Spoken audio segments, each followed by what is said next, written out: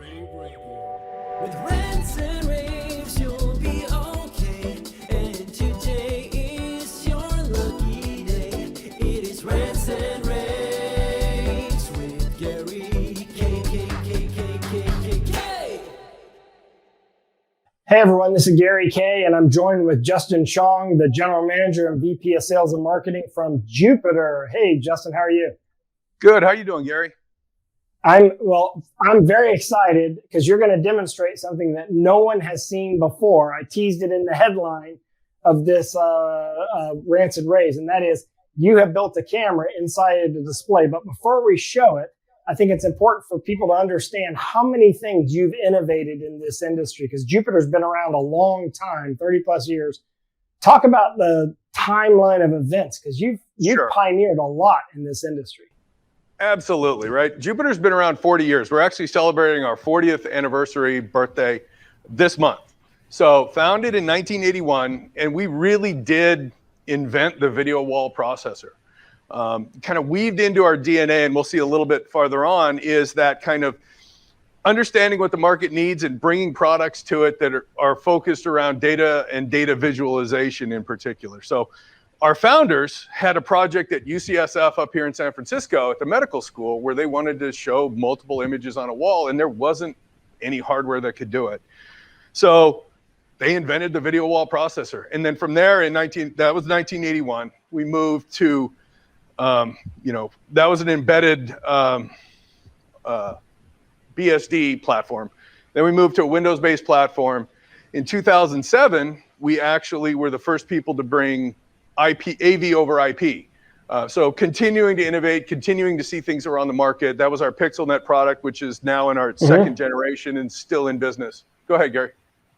No, I remember PixelNet. It was a huge deal. I mean, no one was doing video wall processing that way, and you cut the costs out of a lot of stuff. Absolutely, and we're still doing it. We're still powering things like building systems for Siemens building systems and airports and a lot of other things we're doing with PixelNet these days, as well as our traditional command and control stuff. And then as we've kind of evolved over then, we were the first to really add a management layer on the video wall processor, because before then it was, call it, admin centric, if you will, difficult to use, not real user friendly. We introduced Canvas in 2012. And that gave you a much more user-friendly interface for the actual operators in the control rooms to use. From there, we extended Canvas over, disparate networks to allow people to dial in from home, which is really playing into, the COVID situation over the last 2 years, where people are extending that control room to their couch, to Starbucks when people go back to Starbucks, and being able to emulate the control room from there. From there, we added a mobile solution to allow people to dial in on their mobile phone and either view the wall or use their phone or smart glasses as a feed back into the control room. So again, we've always been continually innovating and looking at what the market needed and figuring out how do we add value, how do we continue to stay, relevant in today's world and bring the solutions to the market that our customers are looking for. Yeah, and of course in 2021 you did it again in 2020 and 2021 with the widescreen monitors on the market, 21:9. You've done some amazing things, and today we're going to show a pioneering technology, something that no one has ever seen before. In fact, at the beginning of this year, I wrote that in 2021. A manufacturer would debut a camera built inside of a display system. So why don't we show how that works? Because that LED behind you has that camera built into it, doesn't it?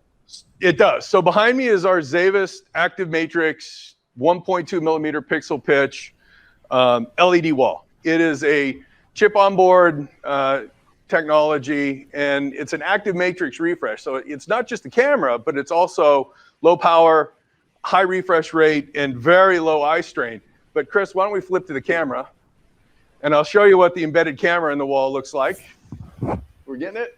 We're getting it. All right, so Gary, now, the camera is basically right in front of me, embedded in the wall. I'll step over to the side a little bit. We'll zoom in a little bit with the other camera, but it's invisible in the surface of the wall. And you're probably going to see me wave my hand over it here in a second. But Yeah. we embedded that camera, and we can put up to 64 of these cameras in a wall this size. So, you know, the real cool thing is doing, you know, eye-to-eye video conferencing. And, you know, our video technology has advanced so much over the years, but the experience really hasn't followed along with it because of, you know, sight lines and where cameras had to be placed. You ended up on a wall like this, which is going into many boardrooms these days. If you're on the far end, you're seeing this because the guy's looking up at the side of the wall or off to the side to get the camera, or the camera's pointing at the side of his face. This is a way to embed it in the wall itself. Yeah, that's pretty amazing. So this is a brand new technology that you're going to have a chance to see in person at InfoComm and a couple other stops before they get to InfoComm. But let's show that 21:9 pano display that you introduced late last year, because that technology was pioneering at the time, and you've put it in a vertical configuration. We have. Yeah, where this is perfect for signage. Yep. So for digital signage, we took our 105-inch Pana 21:9 5K monitor and rotated it into portrait mode. And as you can see, I'm 6'4", so standing next to this with the bottom of it's about 6-8 inches off the ground. The top of it is almost 9 feet up. So for digital signage, advertising, you know, high-end retail, hell, low-end retail for that matter, sports stadiums, all of those sorts of things, we think this is a very cool, unique look where you know, our more creative partners could come up with advertising to say, hey, I can make use of this. Yep, that's very cool. And of course, you'll be at InfoComm showing this. You'll have the camera built into the LED technology. When will that ship, by the way? When will that camera-based technology ship? Q1 of next year. That's going to be amazing. And we'll have some other stuff to debut at InfoComm as well. But one thing I wanted to talk about on the Pana was we also have an interactive version. And you're not going to see a really good look on it.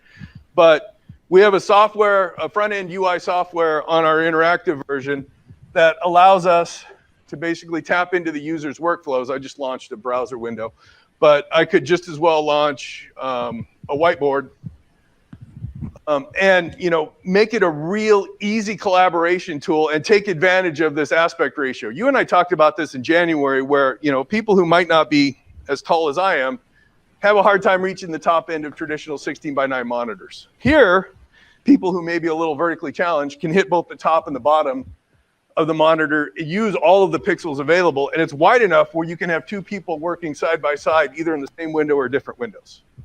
Yeah, I mean, the idea of spreading people out horizontally rather than vertically is a big benefit, I think, because you're gonna fill the walls rather than go floor to ceiling. I think going wall to wall is more important than floor to ceiling. So I think this 21:9 aspect ratio is that you've pioneered here on this display technology is going to be emulated by other companies out there. And of course, you can learn more at Jupiter.com, and you'll see them at InfoComm if you're going to InfoComm. But if you're not going to InfoComm, we will be there covering it live, so you'll have a chance to see all this new product being debuted officially in the market.